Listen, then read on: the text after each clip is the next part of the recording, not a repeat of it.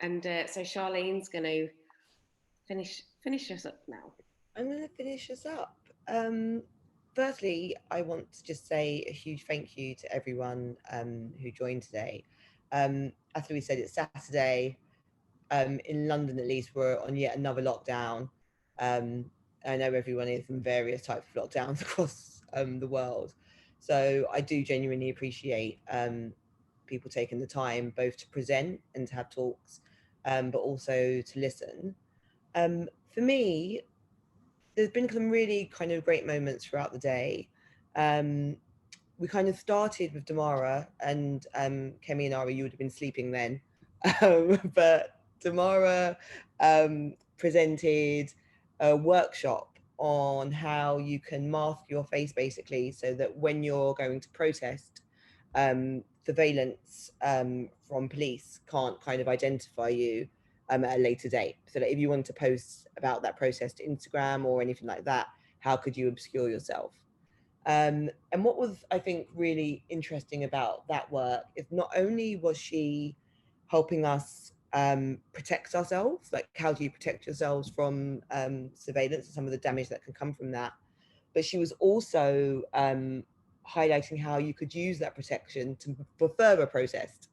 So she like with those masks and stuff, you can like use like special filters that talk about what you're protesting about, that are in line with the colours maybe of like the protest, that can use some of the badges and slogans from the protests that you went to.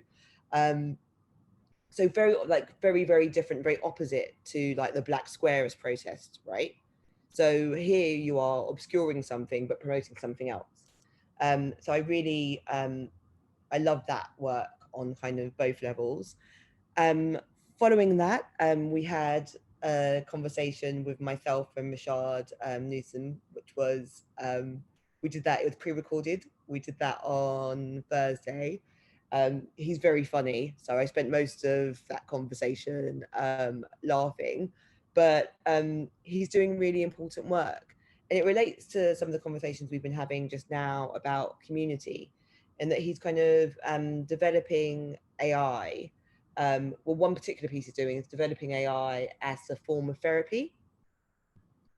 So, creating like a robot that acts as a therapist for Black people, both as a response to an older generation of Black people who may not see therapy as something that's accessible to them, and how do you overcome that? But also as a way of widening access just overall.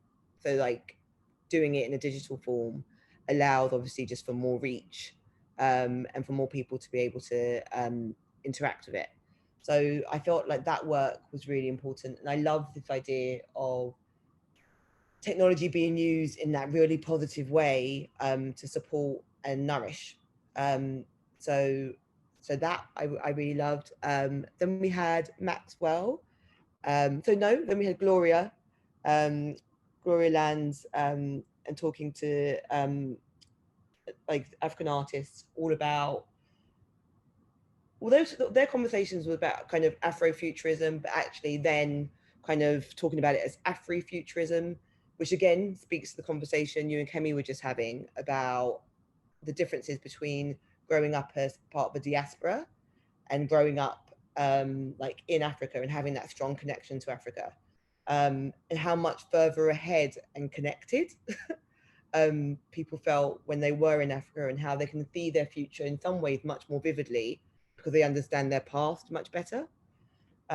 So that was a super interesting discussion. Then the Maxwell, whose work, all of it was super interesting, but I think this kind of focus on data, and how we can use data to understand our own life better and then to kind of organize to make the future better was really important. It obviously relates a lot to the work that Data for Black Lives is doing, which came to mind a lot, and what they've done with COVID and just kind of organizing different states to kind of deliver numbers so people can understand where it's rising and where local authorities aren't responding in the way they should. Again, how do you support the community with technology and the data that we can gather through it?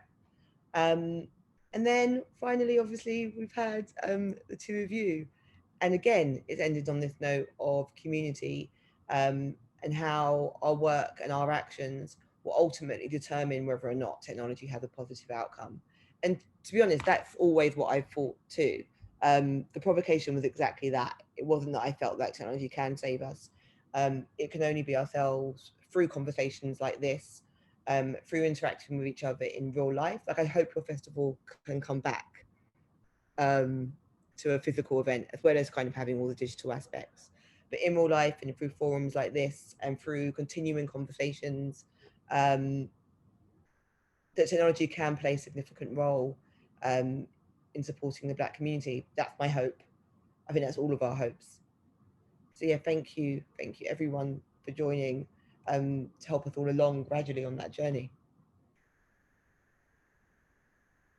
Thank you so much, everybody.